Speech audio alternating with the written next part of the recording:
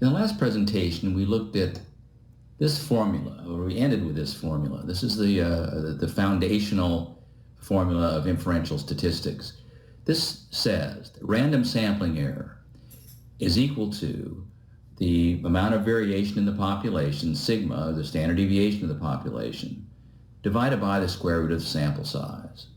So just to reiterate, we can see as sample size goes up, random sampling error declines as an inverse function of the square root of n. And as the variation in the population parameter increases, random sampling error increases. As variation declines, so does random sampling error. Now, some of you may have thought of this question. If we're trying to estimate what's going on in a population, and we can't see the population, why do we represent sigma here as something that's known? Well, you're right. It's almost always unknown. It makes the illustration of inferential statistics a little more tractable and accessible at this point in the presentation to assume that we know, but the student pollsters don't know the magnitude of sigma. But in reality, what we do when we're estimating the size of random sampling error is we use the sample standard deviation, S, as a stand-in, if you will, for sigma. So the practical formula is S divided by the square root of n. The complication there is because we use S, the standard deviation of the sample, to estimate sigma. That introduces another source of error and uncertainty. So we have to adjust our test statistics accordingly. That's the basic difference between what's called normal estimation and student t. The student t estimation, which is discussed in the book. All right, let's pursue this relationship between sample size and random sampling error. Again, random sampling error declines as a function of the inverse of the square root of the sample size n. And again, the good news is because of this, we do not need huge samples. We need sizable samples, but not huge samples to obtain accurate estimates of population parameters. Now here's an image, and it's fuzzy. It's okay if it's fuzzy because I just want to convey what is communicated here by the red line. On the horizontal axis, this is a representation of sample size. So as you see, sample size goes up from left to right. And the vertical represents random sampling error. And notice that the relationship between sample size and random sampling error is not linear. It's very strongly curvilinear. This is what an inverse square root function looks like. That is, as sample size goes up, random sampling error declines rapidly, and then it declines at a more leisurely pace. So there's a certain sweet spot of sample size where you can have a decent sample size and manageable amounts of random sampling error based on that sample size. Let's look at the more difficult question of variation in random sampling error. As we've seen, as variation in the population parameter increases, random sampling error increases. Now let's assume, as we have been, that the Pollster sample size is equal to 100. So just in your head, you can calculate the square root of 100 would be 10. So in the denominator, the Pollsters are going to have a value of 10. But what about the numerator? In what way does it matter that variation inside the population is going to affect the size of random sampling error? Question: how does the amount of variation in the democratic ratings of the student population affect random sampling error? Now, I'm going to show you two scenarios. In both of these scenarios, the population mean, mu, is the same. It's 58 in one scenario, and it's also 58 in the other scenario.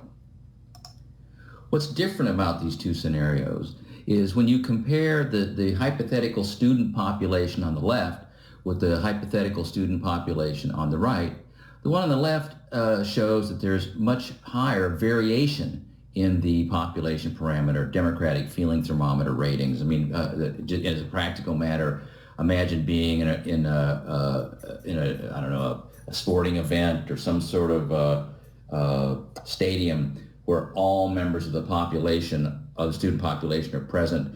And imagine asking each one the Democratic feeling thermometer rating, and you would find in the student population a lot of variation. There's a lot of students down here who rate the Democrats very coolly, a lot who rate the Democrats much more warmly, and just a slight central tendency here of clustering around the population mean of 58. Obviously, if you reached into this population of students and you took a random sample of 100 students and calculated the mean of that sample, if you did that again and again and again, you'd get a lot of variation, a fair amount of variation in where you thought the sample mean, where you thought the population mean would reside. Imagine performing the same exercise with the student population on the right. Here we see a very definite clustering around the population mean of 58. In fact, it looks like very high percentages of students are right around the population mean. There are a few in the cold regions and a few in the warm regions. But if we were to reach into this student population, I'm calling it population B, where there's low variation in the population parameter, and if you reached in there and took a random sample of 100 students, calculated the sample mean for that 100. Took another 100 students, calculated that sample mean, and another, that succession of sample means would be more tightly clustered around the true population mean. Contrast to population A over here, where you're going to get a lot of jumping around in your sample estimates because of the higher variation in the population parameter. So just to reiterate, both populations, as I've represented, have the same population mean. In both A and B, mu is equal to 58. But A has more variation, a larger value of sigma than does B. Therefore, we know that random sampling error is going to be larger in A than in B. And I've just formalized it here. Sigma A divided by the square root of, it's going to be 100, is going to be larger than sigma B divided by the square root of 100. Now let's illustrate this more formally. I'm going to show you what are called Monte Carlo simulations. I'm going to specify what I did is I asked the computer to define in its mind a population of 20,000, and I told the computer in population A that I wanted mu to be 58, and I wanted the standard deviation in that population to be 25. It's a fairly high standard deviation.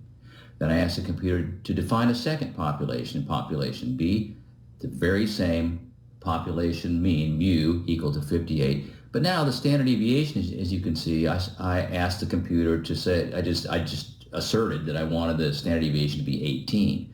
So again, in both cases, we have 58 as the mean. In the first case, we have a larger standard deviation than we do in the second case. Population B is 18, and population A has a standard deviation of 25. Then I asked the computer to do this. Take 10 random samples from each of these populations of size 25. Now these are small samples of size 25, 10 random samples. 10 random samples of 100 from each one, and then 10 random samples of 400 from each one. And we're going to see, this will permit us to see the effect of sample size on the amount of random sampling error that's produced. And also, when we compare population A and population B, we'll be able to compare the effect, or see the effect, of differences in a variation or standard deviations. So we're going to calculate X bar for each sample, the 10 samples of 25, the 10 of 100, the 10 of 400. And we're going to ask ourselves, how accurately then will the values that we calculate in this manner, these values of X bar, how close do they get to mu, and how much effect is there of both sample size and variation? And here's what those two simulations produced. Let's look first at panel A. This is the population that has a larger standard deviation. And here are the 10 samples of size 25 that I asked the computer to take. So let's just say this was the first one. Computer drew a random sample of 25, calculated the mean value of democratic feeling thermometer from that, got a sample mean X bar of 65. Well, the true population mean is all the way down here at 58, but we got 65 in that first one because there's a lot of variation, and we've got a very small sample of 25. In fact, there's just all sorts of wildness here. The next sample, let's say, the computer took, and there's nothing nothing amiss here. I mean, this is just random processes producing sample means. And so across the range of these means that are produced, you're looking at, say, from between 50 and 65 because of all this randomness. What happens is the size of the sample goes up. Here's a group of means of sample size of 100. And I've simply noted there's the student pollsters population mean at 59. We're going to get back to them, and we make some other observations about inferential statistics. But this is the group they're in. So there'd be there were 10 random samples taken at 100, and you can see as the sample size goes up, random sampling error begins to decline. And then all the way out at 400, we're actually doing pretty well out here because sample size is high. We're now hitting, I don't know, between 60 at the high end, I don't know what that'd be, like 56 maybe at the low end. So we're getting a fairly close estimate in X bar of what mu is, but there's still some variation in these numbers. Now, just to complete the comparison, if you look at panel B, and remember population B had a tighter distribution of democratic feeling thermometer ratings around the population mean. The students, there was more consensus about the Democrats, less variation in those numbers. And so even in the small sample, which is still pretty crazy here, from like 54 to 64, you can see this group of estimated X bars is more tightly grouped around the true population mean of 58. Then if we jump back over here, where the standard deviation was much higher, even though the sample sizes were the same. So going from here to here, you can see the effect of the standard deviation not being as high over here in population B. Same point made at populations of 100. These at 100 here, we're getting pretty tightly clustered. And then the combination of a fair size sample, 400 is not huge, but you can see now that 400 would not do badly, given the fact that we are dealing with a population in which the standard deviation is not as great as over here, where we didn't do all that terribly either. But now we're getting a fairly accurate reading in our X bars of what's going on inside the population mu. I just note at the bottom here, student pollster sample mean X bar equal 59 is the black dot here in panel A at n equal 100. The population mean mu is equal to 58 is represented by the dashed line. So here's a terminological change now that needs to be made. I've always liked the word or the term random sampling error because it describes exactly the thing that you want to estimate. You want to estimate the size of random sampling error. But statisticians and political scientists in talking about inferential statistics use instead the term standard error.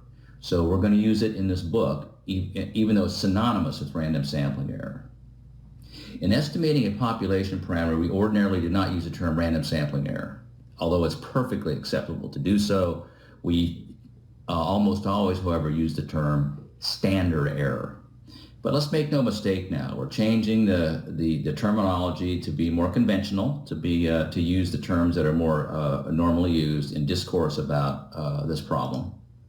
But remember that the two terms are synonymous. Random sampling error is equal to the standard deviation over the square root of n.